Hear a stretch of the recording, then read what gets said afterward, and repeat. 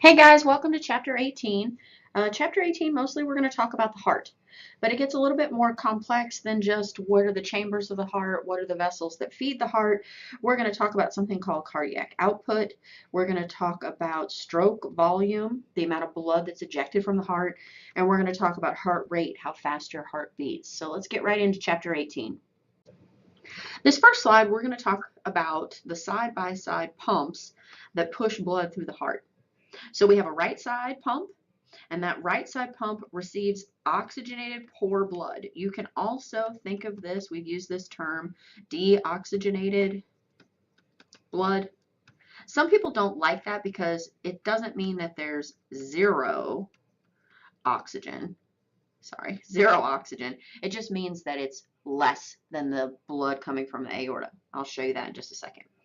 Carries blood to and from the lungs. So the right side is the pulmonary circuit. And the picture coming up will help explain this a little bit better. The left side is the pump that receives oxygenated blood from the lungs and pumps the blood to the body tissues, and so we call that the systemic circuit. We also have a right atrium, a left atrium, a right ventricle, and a left ventricle, and we call these chambers of the heart. So the right atrium receives blood returning from the systemic, and remember this is the body. The left atrium receives blood returning from the pulmonary circuit, remember this is lungs. The right ventricle pumps blood to the pulmonary circuit, and the left ventricle pumps blood to the systemic circuit. So I know this is a lot of words. Let's go to the picture and make sure that we understand this. Here we have a nice figure from your textbook that I think does a good job of explaining pulmonary and systemic circuit visually. So this is basically, if we drew a line right here, this is the right side of the heart, and this is the left side. And what did we say? The right side, go back 2 slides, and we said it receives blood, and that blood is oxygen poor blood, and it's coming from the systemic, or you can see the person here, or systemic if you want to think body, that's fine. So all the blood from the body is going to dump into this chamber right here, which is the right atrium. Then it's going to travel down into the right ventricle. Then it's going to go up, and remember, what did we say about the right side? It carries blood to the pulmonary circuit, which eventually goes to the lungs. So let me clear that and let's follow it again. So all the blood from the body, and we're going to say it is oxygen poor, carbon dioxide rich. It's going to travel into the right atrium. It's going to travel down to the right ventricle. Then it's going to travel up and carry the blood to the pulmonary circuit, specifically the lungs, where gas exchange takes place. So you notice we have lots of CO2 and very little oxygen. So this is high in CO2. We drop it off at the lungs, and then what do? Hopefully you're saying exhale. And then when we inhale, we're taking in oxygen. So that was the right side. Now let's look at the left side. The oxygen is going to travel back to this area, which is the left atrium, to this area, which is the left ventricle. Then the oxygenated blood is going to follow in this vessel, the aorta, and it's going to go to your capillary beds of your body tissues, and we call that systemic circuit. So what is it going to do? It's going to be carrying oxygen, and it's going to drop that off to all of the body tissues. And again, why do we need oxygen? Because we're going to take the oxygen and we're going to use it to break down glucose and make lots of ATP so the body can do work. This slide is for us to brush up on some of those anatomical terms. Hopefully you remember the mediastinum body cavity. We're saying that the heart is on the superior, so that should make you think upper surface of the diaphragm. You should know where the diaphragm is. Separates the thoracic from the abdominal cavities. 2/3 to the left of the mid-sternal line. So if you go to where the sternum is located, the heart should be slightly to the left. anterior, so remember anterior was in front of, right? Front of the vertebral column, and posterior back to the sternum. So behind the sternum and in front of the spine or vertebral column. This part's a little confusing. Apex, that is basically usually the tip, and then base is like the broad part of something. So the only problem with the heart is the way that the heart sits, and I know this is terrible, I am not an artist, so forgive me. This would be the apex, and this broader part would be the base. So we can look at this figure from your textbook. Here's our mid-sternal line here. You can see that the heart sits slightly to the left. It sits on the diaphragm, and the point faces downward, and the base is up here towards the top. Hopefully we remember our double-walled sacs that we have in our lungs. So we had visceral and parietal. If you don't remember, go back and review serous membranes in 201. I think it's in chapter 1, and then I think we mention it again in chapter 4 with the tissues, if I'm not mistaken. So remember, visceral touches the organ and parietal touches the cavity wall. And they're there to protect, to reduce friction, heat, stop tissue damage in organs where you have a lot of movement. So your lungs are constantly inhaling and exhaling, your heart is constantly beating, and your abdominal organs are digesting food. So those are the three areas that we have this double-walled sac or serous, these two serous membrane layers. But in the heart, we also have fibrous pericardium. So obviously it's going to be more fibrous. It's going to offer protection. It's going to anchor the heart, and it's going to prevent overfilling. So we'll move to the next picture to give you a better idea of what this is. So I think this picture here probably does the best at explaining it. Here's the fibrous pericardium. You see how it anchors to the vessels? And that's what this layer is. I'm going to change the color so we can see the next layer, which is the parietal layer, or we would call it parietal pericardium. So that is this layer right here underneath. And then the parietal layer comes back, loops back around, and creates our epicardium, which is really our visceral pericardium. I know it's silly, they just have an extra name. So the visceral layer of the pericardium is also called the epicardium. And then remember, in here, you're going to have fluid. So in the pericardial cavity, you're going to have serous fluid. So first we have the fibrous. If we're looking from the outside in, we're going from superficial to deep. We have fibrous pericardium. Then 2, we have the parietal layer or parietal pericardium. And then 3, we have the epicardium, which is the same thing as the visceral pericardium. In between 2 and 3, we're going to have serous fluid.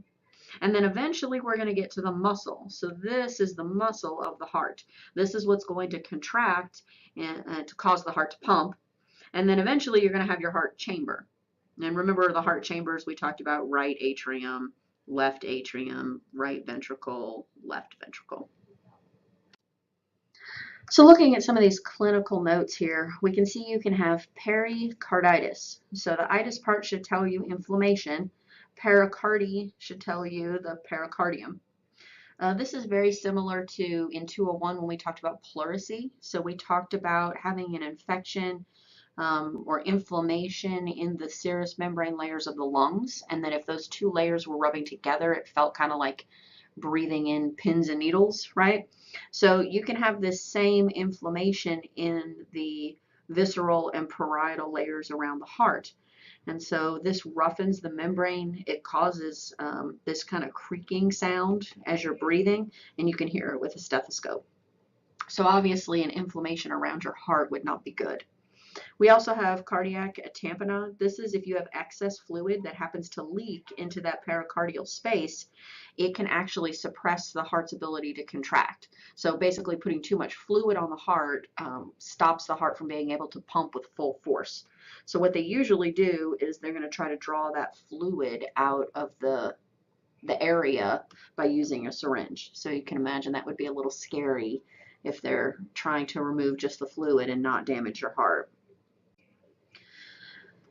We have 3 layers of the heart wall, and you can see they're highlighted in red here. We should know these prefixes by now. So upon the heart, myo should tell you something about muscle, endo should say something about inside, right? So we have epicardium, that's the visceral layer, so visceral pericardium. Myocardium, that's the cardiac muscle cell, and it is contractile. So if I say it's gonna, if I say a cell is a contractile cell, you should be thinking about contraction. You should also be thinking probably about myosin and actin. Do we remember thick and thin myofilaments? Okay, good.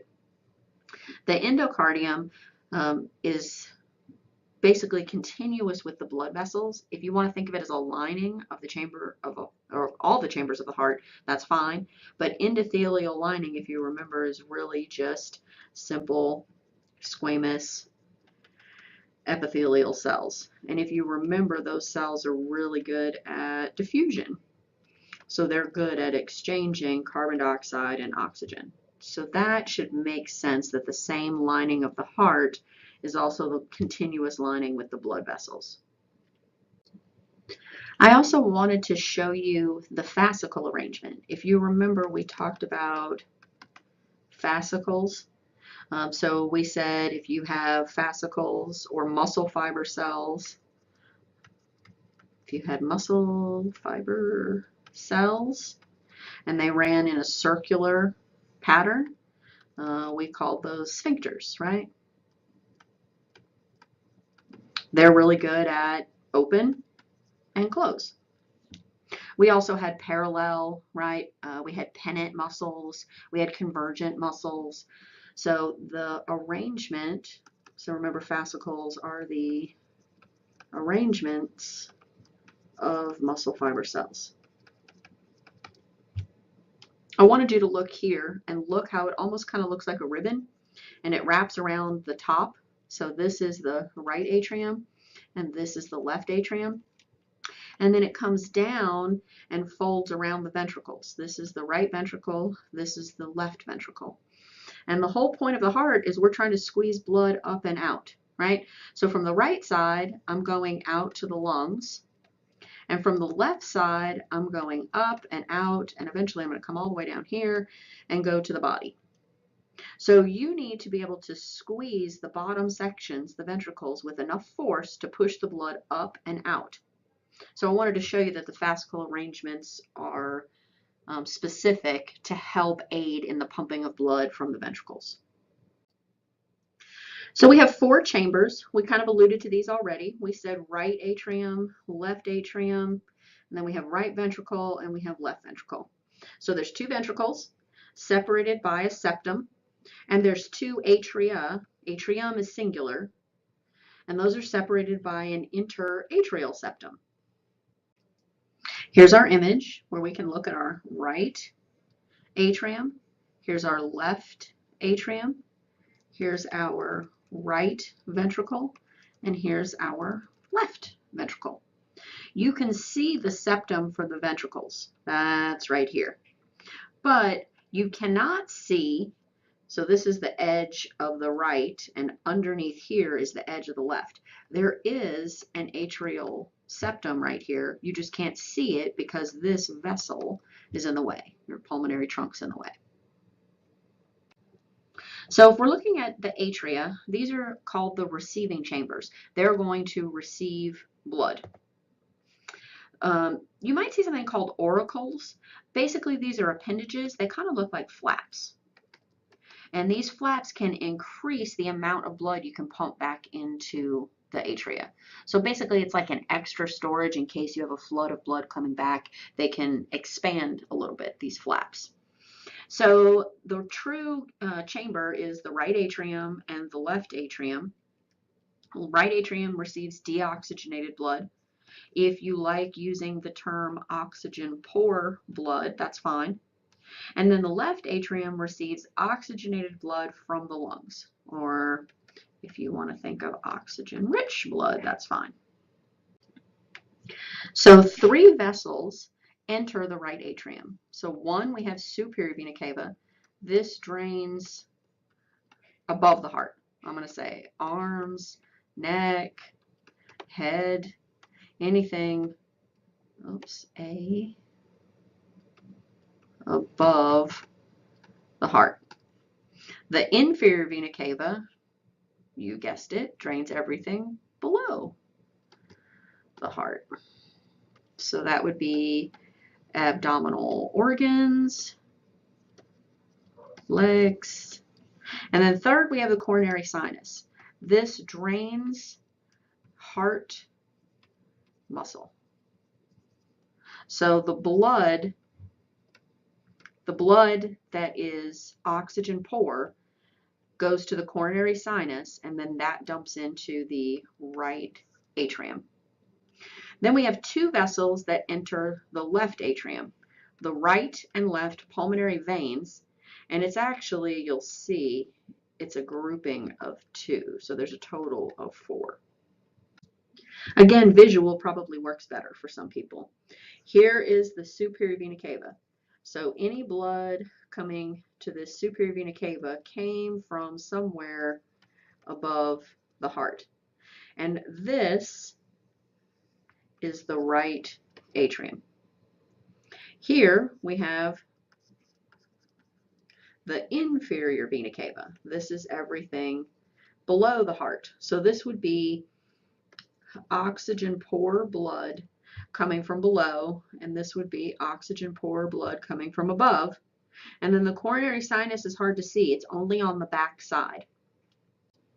So here on the back side, we can see this is the coronary sinus.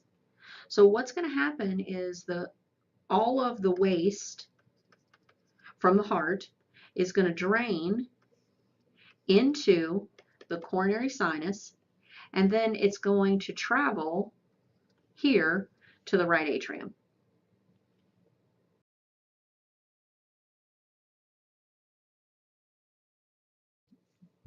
So the ventricles are called the discharging chambers.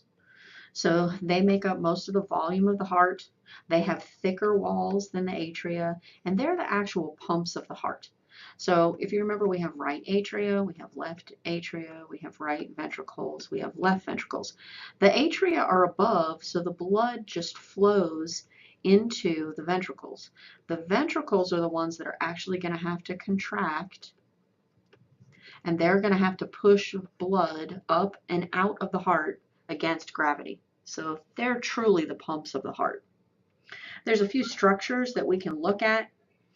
And then down here is probably the important part of this slide, knowing which vessels leave each chamber of the heart. So let's move on to the figure and we can walk through this. Okay, so here is my right atrium. I'm going to put a right atrium. Here's my left atrium, put a left A. Here's my left ventricle, LV. And here's my right ventricle, RV. Okay, let's find a color that we can see. All right, so what dumps into the right atrium? Tell me all of the vessels. So superior vena cava, inferior vena cava, and then on the back side, we can't see, but hopefully we remember the coronary. Oops, that should be C-O-R-N if I wanted to abbreviate. Coronary sinus, that also dumps into the right atrium. From the right atrium, where does blood flow? So from the right atrium, the blood will flow to the right ventricle. Where does blood go after the right ventricle? Blood is going to go up here, and it's going to go out to the lungs. This vessel is called the pulmonary trunk. So we've done the right side. Now let's do the left side. Again, we'll go back and label. This is left atrium. This is left ventricle. So if I'm blood coming back in from the lungs, I'm over here.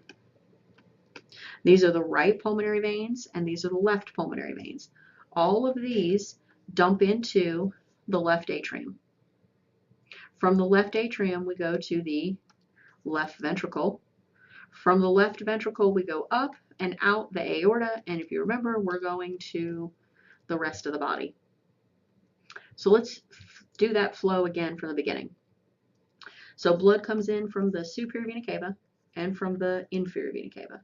It also comes in from the coronary sinus. It all dumps into the right atrium. From the right atrium, the blood goes to the right ventricle. From the right ventricle, the blood travels through the pulmonary trunk. It goes out these vessels. These are called the left and the right pulmonary arteries. And where are they going? We're going to the lung on this side and we're going to the lung on this side. What do we do with this deoxygenated blood? We're going to drop off CO2 and we're going to pick up oxygen at the lungs. So now where does the oxygenated blood go? It's going to go through these vessels. Those are called the right pulmonary veins and the left pulmonary veins. And everything is going to dump here, which is your left atrium. From your left atrium, you're going to travel here to your left ventricle. From your left ventricle, you're going to go up to your aorta, and then eventually, you can see it down here, I kind of exaggerated it, you're going to go to the body. So we have just traveled the pathway of the heart from the right atrium out to the aorta. Okay, let's do it one more time. Blood comes in through the superior vena cava and the inferior vena cava.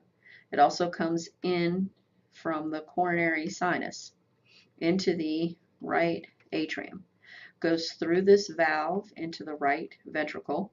Then the blood flows up through the pulmonary trunk and out the left and right pulmonary arteries. Then when the blood comes back, remember this is going to the lungs, we're dropping off CO2 and we're picking up oxygen.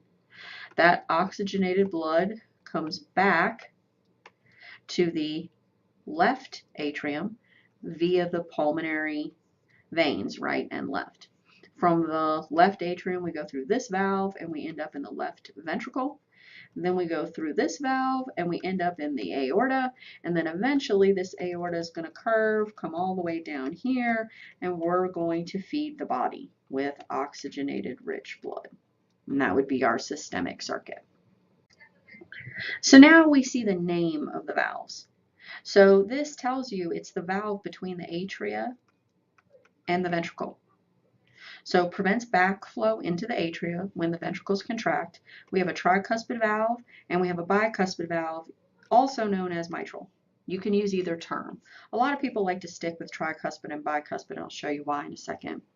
Semilunar valves prevent backflow into the ventricles when the ventricles relax. These are the aortic semilunar valve and the pulmonary semilunar valve. They tell you where the blood is flowing to next. So you'll see the aortic valve is heading to the aorta, and the pulmonary valve is heading to pulmonary trunk. So we'll see those in just a second. Here we have some accessory structures of the heart that I wanted to show you. So these cord-like structures, the chordae tendineae or tendineae, that's these string structures. And then we have this muscle here, which is the papillary muscle. And if you look on the cadaver heart here, you can see the strings and the chordae tendineae, and then you can see the muscle here. You can also see the muscle here, and they're going to help with these valves in the opening and closing. I also wanted you to notice how much thicker the muscle is, and this is the left ventricle myocardium, compared to the myocardium of the right ventricle. So much smaller, more muscle on the left side. If you want to see what the valves look like, you can see here's the aortic and the pulmonary. Remember, these are the semilunar valves. They form those kind of little cup shapes. And then here we have the mitral, which is also called the bicuspid. And the bicuspid has 2 sections. And then if you look at the tricuspid valve, there are 3 sections. I like these figures from the book because they're showing you how both sides are filling at the same time. Sometimes when we talk about the heart, we'll talk about the right side first, and then we'll talk about the left side second. But you can see here that both sides are filling, and then both sides will eventually be ejecting the blood. So these pumps are working at the same time. So let's clear this and come over here and kind of just do a walkthrough. So we know that blood is returning to the heart and it fills the atria. So remember, we're coming from the superior vena cava, the inferior vena cava, and the coronary sinus. They're all dumping into the right atrium. On this side, we have blood, and they don't show you the other side, but we have blood returning from those pulmonary veins, and they're dumping into the left atrium. So remember, all of the blood going to the right atrium is coming from the body, and it is deoxygenated. And then remember, the blood that's going to the left atrium over here, this is all oxygenated, and it's coming from the lungs. So they're showing you how blood is entering both atria at the same time. The ventricles will then fill. The atria will contract, pushing the additional blood into the ventricles. So now in the second figure, they're showing you that the ventricles are full, right? So the ventricles are filled with blood and they're going to have to contract.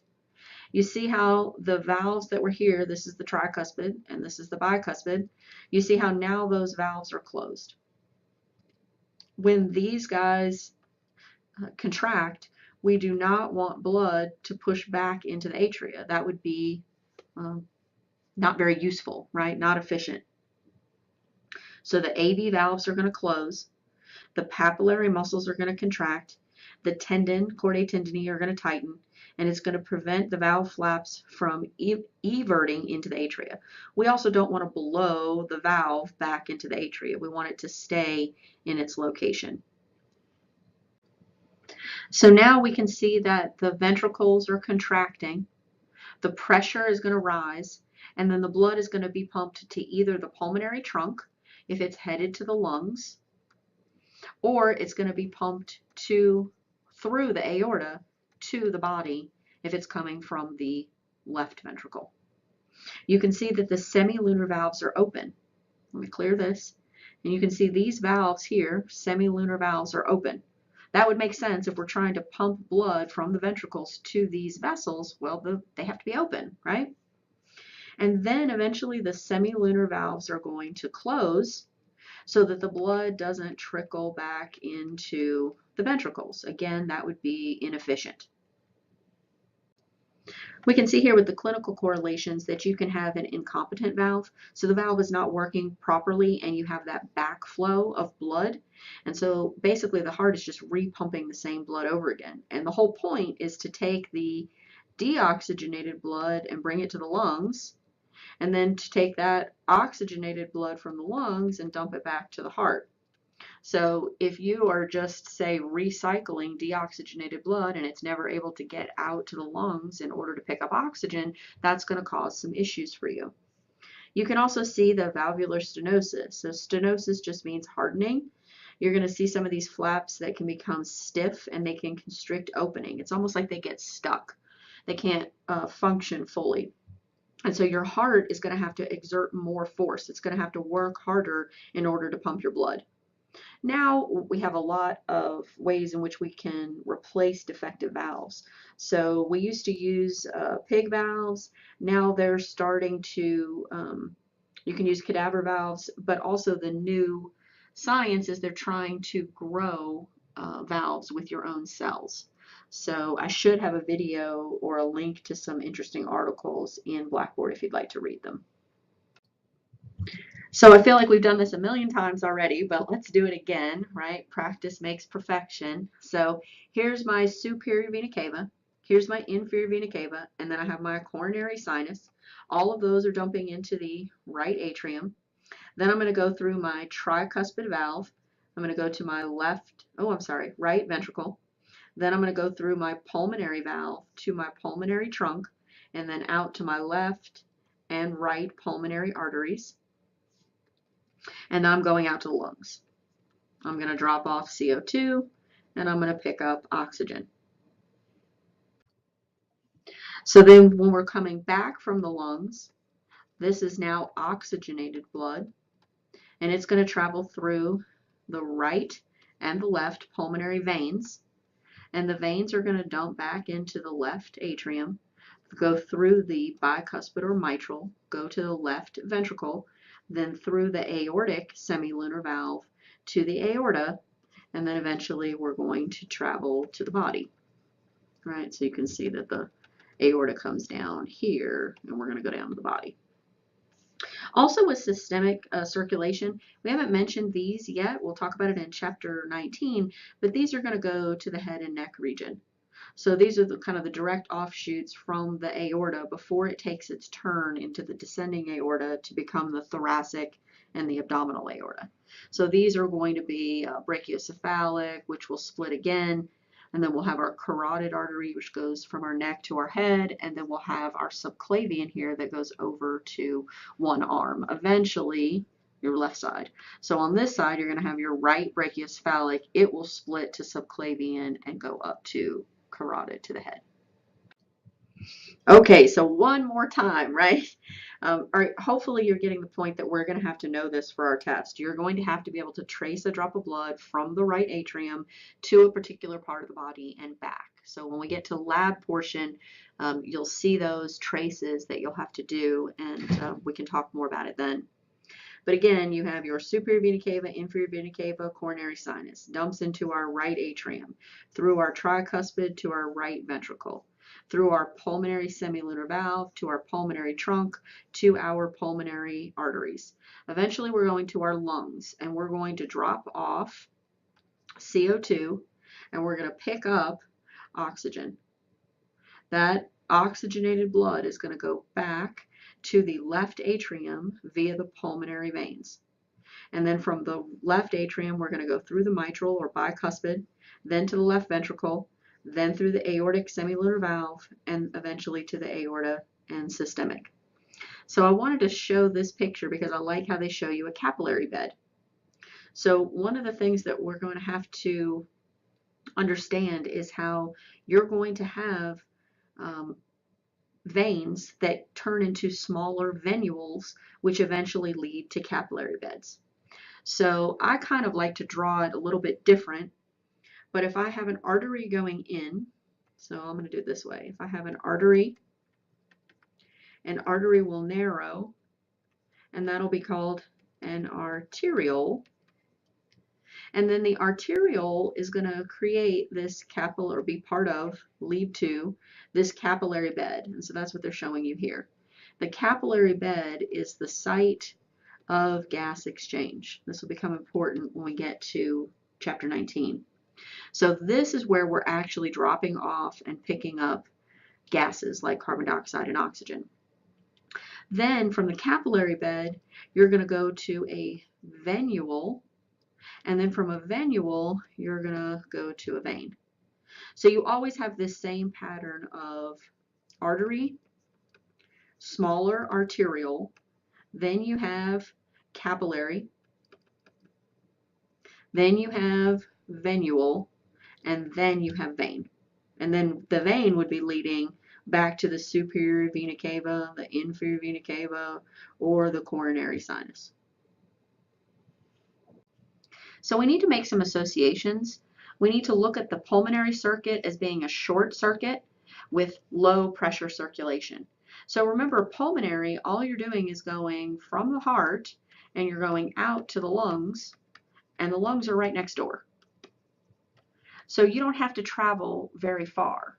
You also don't need to generate tons of pressure. You don't have to go that far. You're just going right next door. The systemic circuit here, this is a long pathway, so it must be under high pressure. So remember, with the heart, when the blood leaves, it goes up the aorta, it goes down, and it has to get not only to your head from those branches off of the aorta, but it has to go all the way down to your toes. So this is a very long pathway. Therefore, your heart has to generate high pressure so that by the time the blood gets to your toes, it's still under enough pressure to drop off the oxygen and pick up the carbon dioxide. So let's tie that into the ventricles and the muscle mass or muscle size as well. So I pointed this out earlier. I think you should be able to see from both of these figures that this is the left ventricle muscle, and here or here is the right ventricle muscle. And you can see that the left ventricle muscle is much thicker, and this should make sense to you with what we just discussed. So where does the left ventricle go? It has to go through the aortic valve, it has to go to the aorta, and then it has to go everywhere, right? It has to go to the head, it has to come down and go all the way out to the body and the toes. So you have to have large muscle mass to have high pressure in order to make sure that the blood gets to its final destination. We'll talk more about this pressure when we get to chapter 19. So next up, we're talking about coronary circulation. So anytime you see the word coronary, we're talking about the heart itself. So the blood that flows through the heart is not the blood that's going to feed the heart. And the blood coming off of the aorta will feed the heart. Now I'll show you in a second, but we're talking about what is actually feeding the heart. So this coronary circulation is the blood that's going to feed the cardiac muscle, right?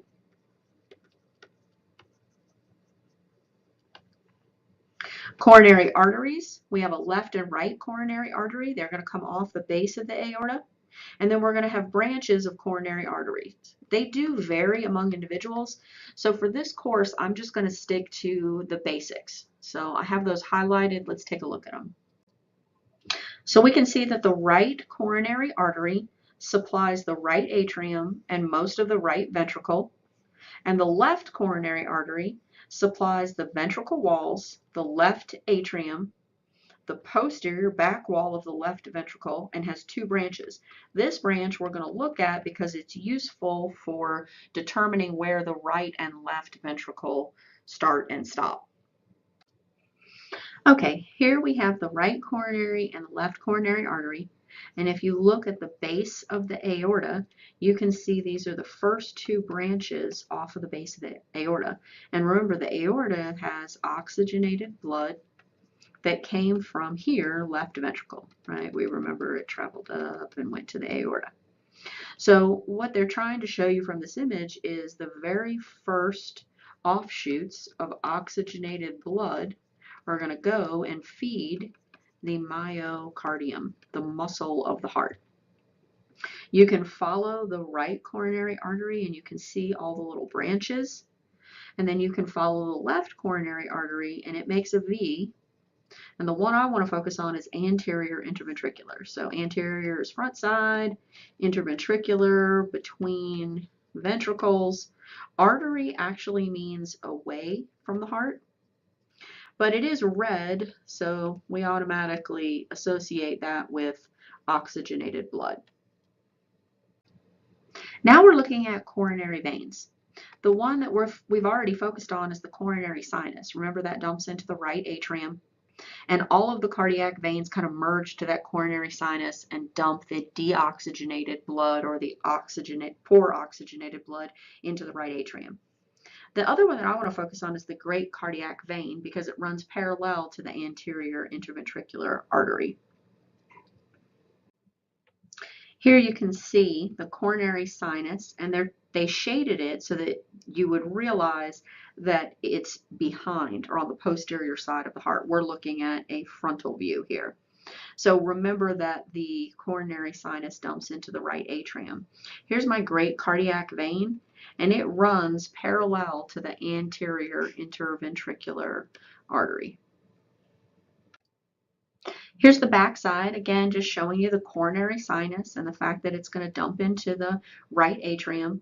So what we're saying is all of the red is going to be dropping off oxygen and nutrients, and all of the blue is going to be picking up the carbon dioxide and the waste and returning it to the right atrium. Some clinical applications we can look at: angina pectoris. This is when you have thoracic pain because you have a deficiency in blood being delivered to the myocardium. So remember, this is cardiac muscle.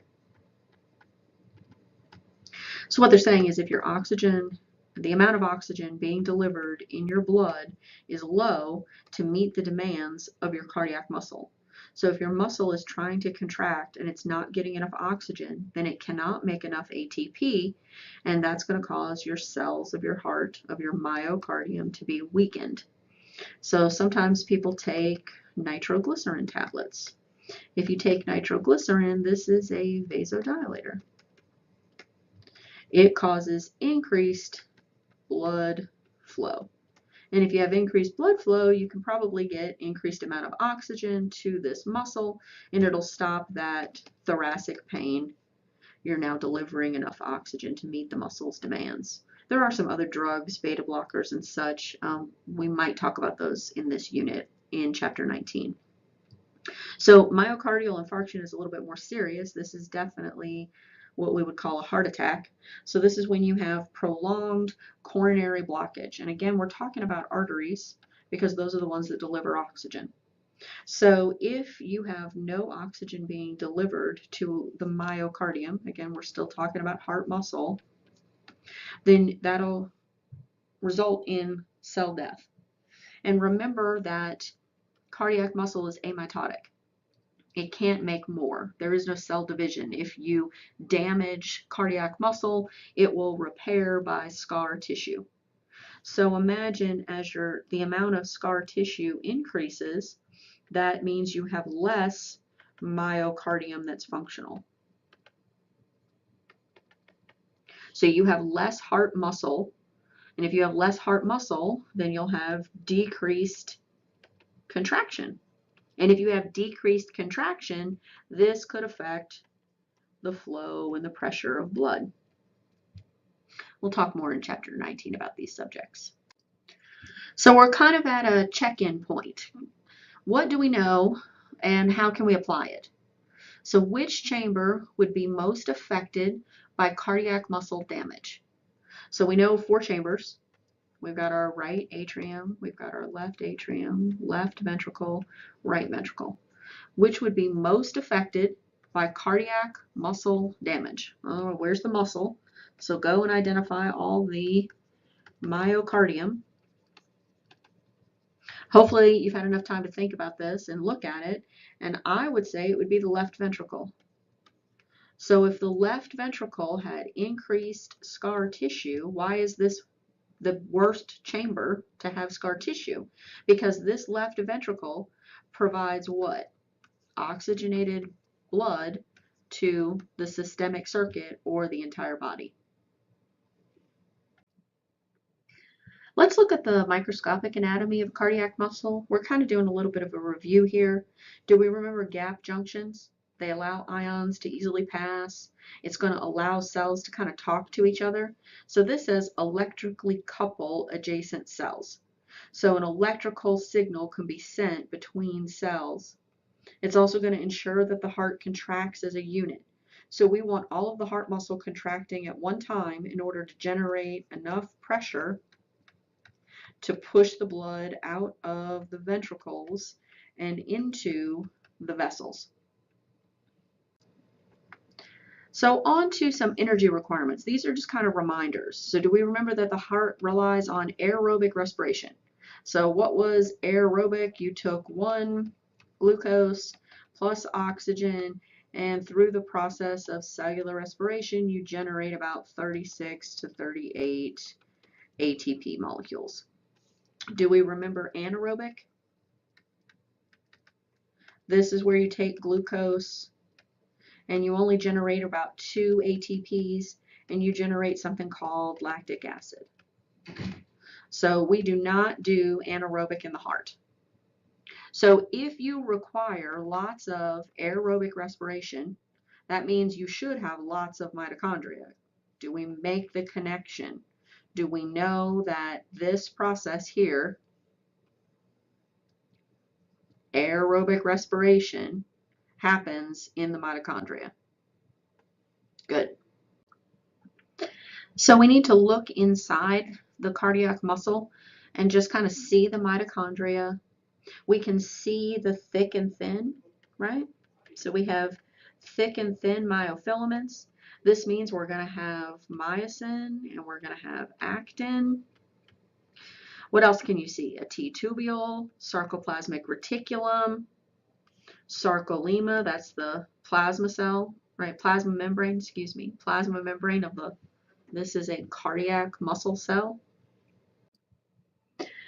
So we're going to look at the similarities and then the differences between skeletal and cardiac muscle. If you do not remember your skeletal muscle, go back to chapter 9 and watch the video. I also have some YouTube videos associated with my playlist in YouTube. So go back and look at some chapter 9 material. So similarities with skeletal muscle contraction.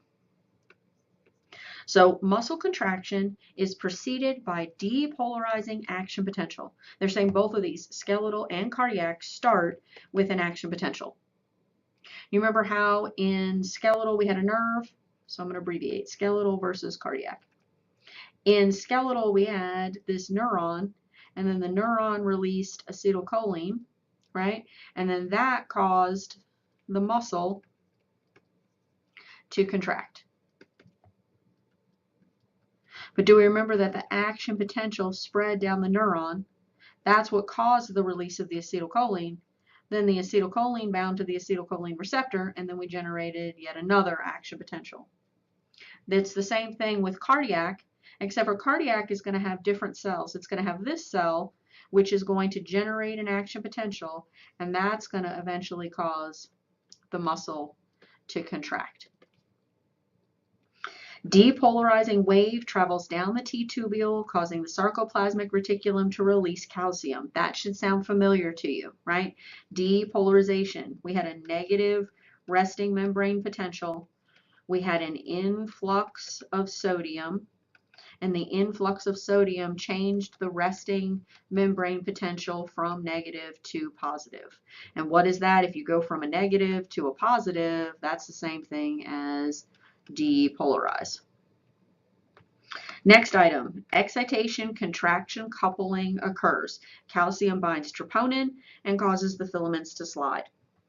We should remember that calcium bound troponin that helped move the tropomyosin gate, that allowed the thin active sites to be exposed. And that's what allowed for the myosin head to reach up and grab and pull. And that is our contraction. Or maybe you remember the sliding filament theory. Again, I don't have time to go back and do everything from chapter 9. If you were a little weak on muscle contraction, please go back and look at that chapter 9 video. Now we're going to look at differences. So some cardiac muscle cells are self-excitable. We're going to see that the heart has some cells, sometimes they call them autorhythmic, sometimes they call them self-excitable, sometimes they're also called non-contractile. These cells are going to generate an action potential that's then going to cause the cardiac muscle to contract. So basically these serve the same purpose as the neuron in the skeletal. The heart is going to contract as a unit, all or none. It's not like skeletal muscle where you contract the muscle fibers in sections. All of your heart's going to contract at one time. In cardiac, you need lots of extracellular calcium. So you have intracellular calcium, but you also require lots of extracellular calcium from your bloodstream. So you're going to have calcium floating in your blood. Let's go back and tie in endocrine hormones. I know we're so excited, right? What does parathyroid hormone do? If your blood calcium level is low, What does parathyroid hormone do? It causes an increase. And why is this hormone very important? Why is it that you can't live without parathyroid hormone? Because there's lots of cases where we need calcium, right? We need calcium for neuron transmission. We need it for muscle contraction. We need it for clotting, right? Do you remember the intrinsic, extrinsic pathway we talked about? All right, so next it says tetanic. This has to do with tetany. Contractions cannot occur in cardiac muscle. The heart relies almost exclusively on aerobic respiration. So depolarization of the heart is rhythmic and spontaneous. It contracts without nervous system stimulation. About 1% of the cardiac cells are self-excitable, and the heart contracts as a unit or not at all. So we've kind of covered all of these. Intrinsic cardiac conduction system. So they're saying inside heart, and how do we send the signals? How do we conduct the signals necessary for contraction? So a network of non-contractile autorhythmic cells initiate and distribute impulses that coordinate the depolarization and contraction of the heart.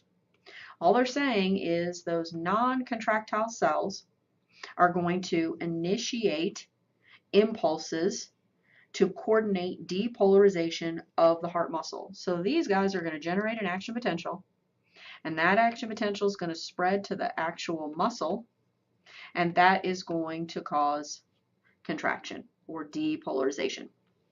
Autorhythmic cells have an unstable resting potential. We call this a sinus rhythm, and you'll hear the term pacemaker potentials. Let's look at a picture of that and I'll explain it a little bit more. This is called a pacemaker potential. So all of this is happening in the non-contractile cell. It is producing this wave of depolarization in the non-contractile. So it starts off at a negative resting membrane potential. We allow sodium to come in, we generate an action potential, and potassium leaves. We've seen this figure before in 201. Do you see how it never really rests? It automatically goes into generating another action potential. This is happening in the non-contractile cells. So you're generating action potentials. The non-contractile cells are basically acting as neurons in this case. You want to think of them as embedded neurons within the heart, that's fine. All right, let's kind of follow through these actions. So the action potential initiated by the pacemaker cells. Also, you want to call these autorhythmic, you want to call them self-excitable, you want to call them non-contractile, all of that's fine. So the potassium channels are closed, the slow sodium channels are open, causing the interior to become more positive. Then you're going to have calcium channels open, allow a huge influx of calcium, and lead to the rising phase of action potential.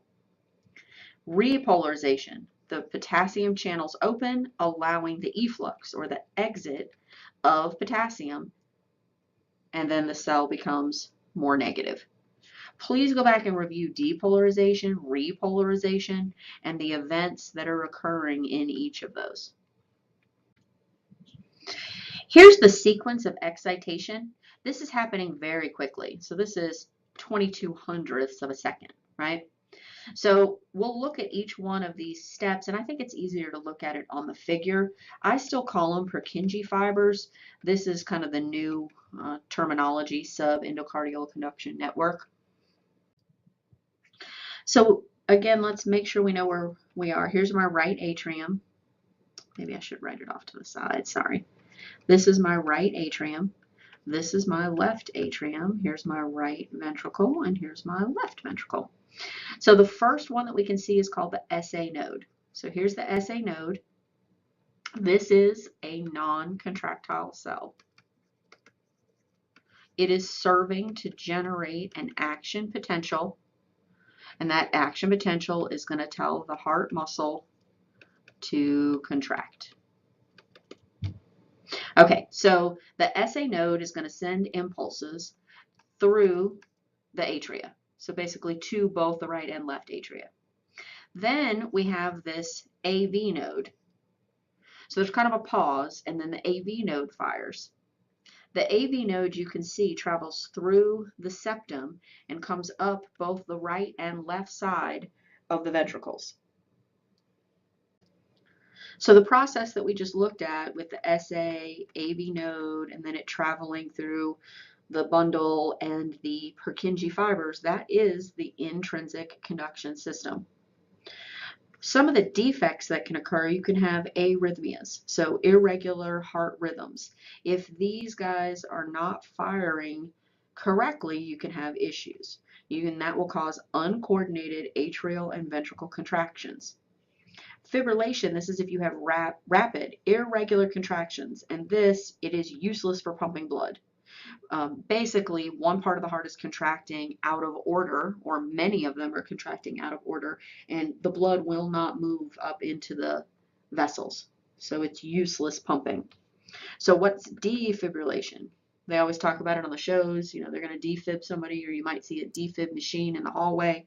Basically, you're trying to shock these non-contractile cells. Remember, they're supposed to have this normal sinus rhythm, but let's say they're not doing that. Let's say instead it looks like this. What you're trying to do is shock the SA and the AV node back into their normal sinus rhythm. Some other defects that can happen is if the SA node is defective, or if you have a defective AV node. So the SA node, if you remember, is what it generates an action potential, which initiates the atria to contract, atrial muscle. So then the AV node, and that causes the ventricles. Get it out. Let me try again. Ventricles. There we go. And that'll cause the ventricles to contract.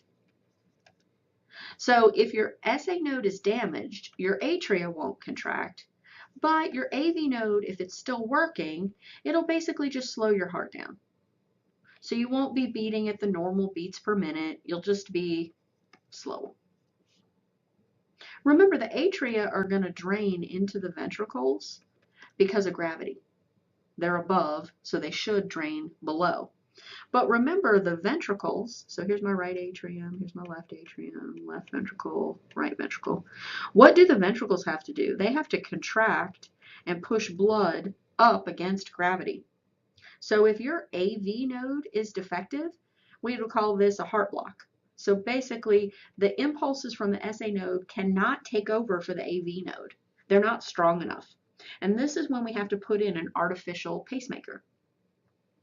And it'll help regulate or pretend to be your AV node.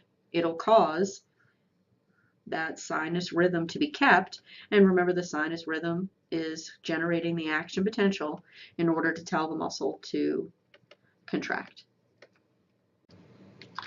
Here's a video from YouTube. I have it posted in Blackboard under Chapter 18, and I think it does a good job of showing you autorhythmic, or again, non-contractile cells, and then it shows you adjacent are the contractile cells. These are the ones that have the myosin and the actin. These are the ones that are going to contract, hence the name contractile cell. These autorhythmic, these are the ones that are creating the action potential. Remember, they have this sinus rhythm, and that action potential is what's causing the contractile cells to contract. So if you want to think of this as embedded neuron in the heart, for right now, that's okay. So what are these autorhythmic cells? You should be associating them with SA and AV node. So hopefully all this is kind of coming together. So please watch that video. It really does help.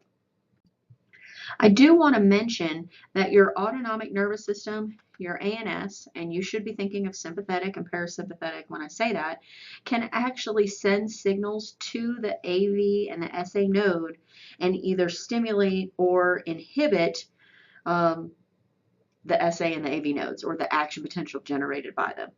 So just sympathetic could speed up your heart. And what can parasympathetic do? Decrease your heart rate. I think this is a nice figure from your book showing you your parasympathetic nerves, and you see how they're coming in contact with the SA and the AV node. And then over here we have in green our sympathetic, and you can see that the sympathetic is doing the same, coming in contact with the AV and the SA node. So even though your heart has its own rhythm, it can be overridden by the autonomic nervous system, either decreased by parasympathetic or increased by sympathetic. Now we're talking about the contractile muscle fiber cells. They're the ones that make up the bulk of the heart. They're responsible for the pumping action. They have action potentials of their own, and they form this plateau. And I'll show you the image in a second. So here are the steps. We're going to have depolarization that opens a sodium channel in the sarcolemma. Remember, this is the plasma membrane. You're going to have reversal of the membrane potential. It's going to go from negative to positive. That is depolarization. And that wave is going to continue to the T-tubule, and it'll cause the sarcoplasmic reticulum to release calcium. Step 4, depolarization wave also opens slow calcium channels in the sarcolemma. So this is a first. We're not used to seeing calcium channels in the sarcolemma. This calcium surge prolongs the depolarization phase. You're still going to have coupling where calcium binds to troponin, and then you're going to have your sliding filament theory where your myosin head reaches up to your actin and it pulls. So after about 200 milliseconds, the calcium channels are going to close. The voltage-gated potassium channels are going to open. You're going to have an exit of potassium, and you're going to return the cell to its resting membrane potential, and that is called repolarization. I like this figure because it kind of contrasts two things. So you see here in purple, this would still be a negative resting membrane potential, and we're going to have our increase in charge. So it's going up to an action potential, becoming positive. The inside, the resting membrane potential, goes from negative to positive. So this is depolarization, and this is when the sodium is entering in the muscle cell. Then we have our action potentials reached, and then we have our repolarization, and this is when potassium leaves the cell and you go back to your resting membrane potential. You can see behind it, this is the action potential and the plateau created by the contractile cardiac muscle cells. So we still start at a negative here, but you can see there's a much quicker jump to the full positive value of the resting membrane potential. So we go from negative to positive much more quickly and in cardiac contractile cells. And then we have this plateau. So the action potential is sustained. Sustained, there we go. The plateau phase is due to the fact that we have an influx of calcium. Remember we talked about one of the differences, there's lots of extracellular calcium needed for cardiac muscle contraction. So this keeps the cell depolarized longer. Repolarization is when the calcium channels are inactivated and the potassium channels open, the potassium leaves, and we bring our resting membrane potential back to negative. So we still have this repolarization, and that's because the potassium is exiting the cell and we go back to our resting membrane potential. So what should you be able to see when you look at this chart? You should see that we have a steep incline. So cardiac muscle cell goes from negative to positive. It depolarizes very quickly. We have this sustained action potential. So the cardiac muscle will stay contracted longer.